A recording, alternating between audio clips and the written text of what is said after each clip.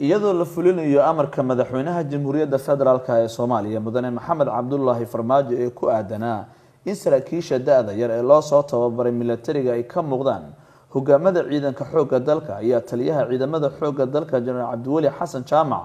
waxa uu isugu yeeray saraakiisha da'da yar ee ciidanka militariga kuwaas oo badankood aan laga faa'iideysan saraakiishan da'da yar qaarkood oo kulanka ka hadlay ayaa sheegay inaan xirfadooda looga faa'iideyn dalka iyagoo hogaanka sare ee taliska militariga ka codsaday in la howlgeliyo si waxa ay barteen dalka ay ugu adeegaan halka markaan imanayay muqdisho waxaan u imay scholarship waxaan galay imtixaankii ciidanka loo qaadiyay leeli sarkaalka ee dalka Uganda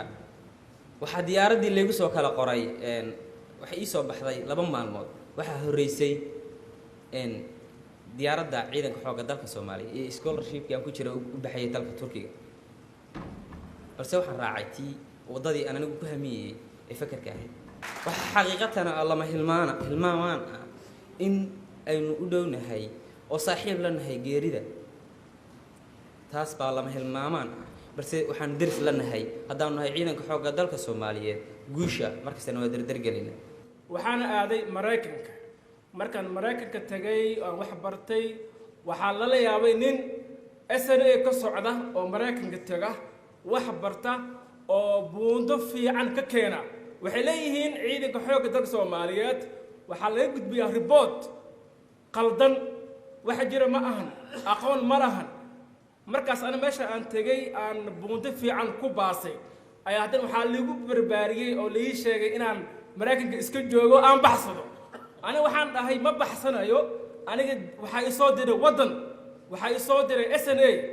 فمل كيجا يو خوس كيجا مصادرين سو وحنا مثلا يا SNA وحنا كشغلنا سمعة SNA وحنا على كأقاطي إن دلك دفاعه ما هنا دفاع خوس كيجا نفس الديدا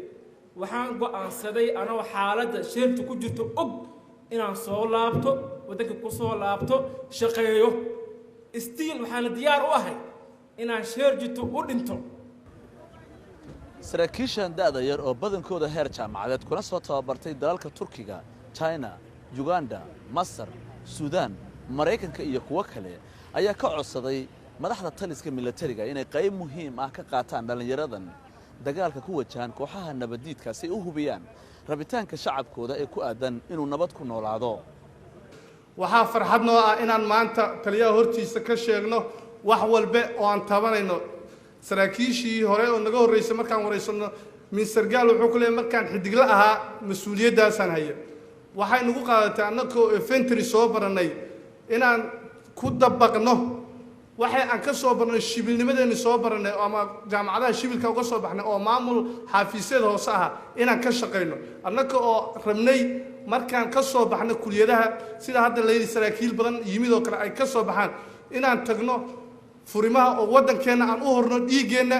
maadaama aan rabitaankeena ciidanka ku soo galnay marka dib u raacday taariikhda xoogga dalka Soomaaliya oo si akhrisid waxa aasaasay dhalinyaro uu ka mid yahay Allah u naxariistay General Daawud ma ka liidana General Daawud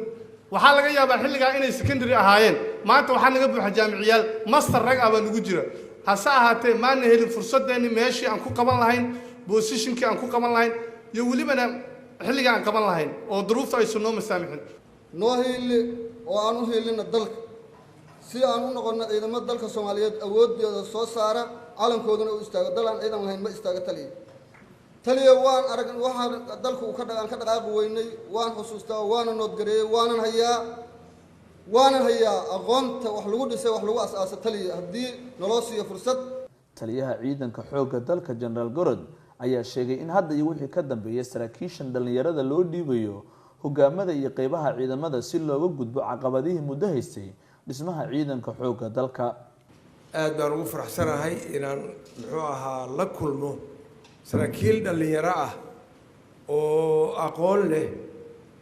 oo haddana muujinaya waxa ay qabaan wadaniyad hadday tahay iyo aqoon hadday tahay iyo sida ay u arkaan inay wax u qabtaan waxaa la sii wanaag kala madaxweynaha jamhuuriyadda federaalka Soomaaliya Maxamed Cabdullaahi inuu i weydiistay inuu arko saraakiil dhalinyaro ah oo ayagu hoggaanka ciidanka xoogga dalka Soomaaliyeed ka dhex muuqda marka dareenkii anigu aan qabay waxaa iswaafaqay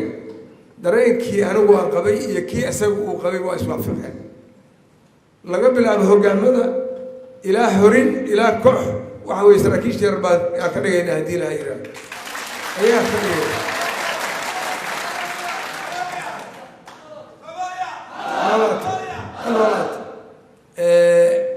waxaan qabaa inaad aqoonteedii leedihiin